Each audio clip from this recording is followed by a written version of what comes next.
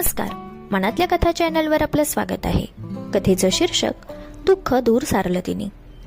किशोरी अजून आली नाही म्हणून राधा वाट पाहत उभी होती. शेवटची ट्रेन होती. आज का उशीर करते आहे ही? फोन केला तर फोनही उचलला नाही. तितक्यात शेवटची ट्रेन आली. राधा किशोरीच्या वाटेकडे अजून डोळे लावून बसली होती. पण अजून आली नाही. राधा ट्रेनमध्ये चढली.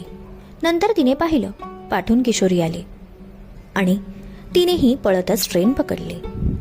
राधा म्हणाली, काय हे किशोरी, किती उशीर? आणि फोन करते तर फोनही उचलत नाही. किशोरी म्हणाली, सॉरी, फक्त सॉरी. किशोरी चवताळून बोलली, तू शांत राहा, तोंड बंद कर. राधाला फार वाईट वाटलं. आजूबाजूचे लोक दोघींना पाहू लागले. राधा समजून गेली, नक्कीच काहीतरी बिनसलं आहे. राधाने किशोरीचा हात हातात घेतला आणि म्हणाली, किशोरी, काय झालं सांग मला. यावेळी चवताळलेल्या किशोरीचे डोळे काठोकाठ भरले. आजूबाजूचे लोक अजून पाहतच होते. राधाला पर्वा नव्हती. कोण पाहत आहे त्याची. तिला पर्वा होती. तिची मैत्रीण दुःखात आहे. तिचं दुःख जाणून घ्यायचं होतं. किशोरी बोलू लागली, राधा, आता 10 वर्ष झाले लग्नाला, पण मूल होत नाही. खूप उपाय केले पण काहीच उपयोग नाही.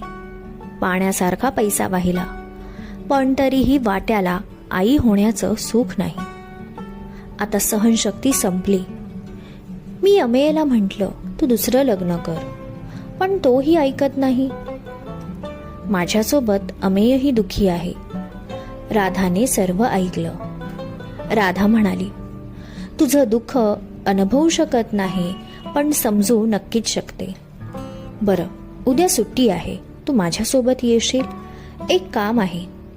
किशोरी, नाही ग, माझी इच्छा नाही. प्लीज, फक्त उद्यासाठी. राधा म्हणाली. किशोरी, बरं, येते. दुसऱ्या दिवशी राधा किशोरीला एका अनाथ आश्रमात घेऊन गेली. किशोरीने तिथे बरीच लहान मुलं पाहिली. राधा आणि किशोरीने पूर्ण दिवस तिथे घालवला. दोघीही खूप खुश झाल्या. काही मुलांना जन्मताच त्यांच्या आई वडिलांनी सोडलं होतं, तर कोणाची वेगळीच कारणं. पण त्या पोरांना फक्त प्रेम हवं होतं. त्यांच्याशी प्रेमाने बोललं तरी ती मुलं खुश होत होती. त्यांच्या सानिध्यात आल्यावर किशोरी स्वतःचं सर्व दुःख विसरली. किशोरी आणि राधा निघत असताना एक लहान मुलीने दोघींना एक एक फूल दिलं आणि हसून निघून गेली. किशोरी खूप खुश झाली. तिच्या चेहऱ्यावरचा आनंद पाहून राधाही खुश झाली. राधा म्हणाली, किशोरी, मला जेव्हा एकटं वाटतं तेव्हा मी इथे येते आणि माझा वेळ घालवते. माहित नाही काय जादू आहे या ठिकाणी. सर्व दुःख विसरायला भाग पाडतं हे आश्रम. ना स्वार्थ, ना कसली स्पर्धा, काहीच नाही इथे. फक्त एक शांतता आहे जे समाधान देते. हो, आणि इथे आल्यावर एक गोष्ट प्रकर्षाने जाणवते. ती म्हणजे आपल्यापेक्षाही खूप लोक जगात आहेत जे दुःख भोगतात पण तरीही त्यावर मात करून जगतात. त्या दुःखांना आयुष्यावर स्वार होऊ देत नाही. खूप ऊर्जा मिळते इथे आल्यावर. किशोरी, तुला प्रेम करणारा नवरा आहे.